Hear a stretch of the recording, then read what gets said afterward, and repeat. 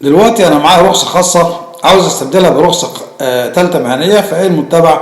فبنقول الرخصة الخاصة اقل من الرخصة المهنية، وبالتالي لما اجي اطلع مهنية وانا معايا خاصة لازم اسلم الخاصة للاستغنى وامتحن تاني عشان اقدر اطلع الرخصة المهنية. يبقى مش هستبدل الرخصة الخاصة بالرخصة المهنية على طول، لازم امتحن تاني لاختبار الرخصة المهنية عشان اخد رخصة مهنية.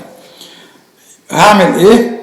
هتعمل شهادة مخالفات لرخصة القيادة الخاصة وتسلمها للمرور بعد ما تنجح في الاختبار بتاع الرخصة المهنية. طب الرخصة المهنية لازمها ايه؟ لازمها الفيش والتشبيه، تمام، الكوميسيون الطبي، الاشتراك في النقابة والتأمينات عشان اطلع رخصة مهنية. وما باخدش الرخصة المهنية غير لما بسلم الرخصة الخاصة وشهادة مخالفات.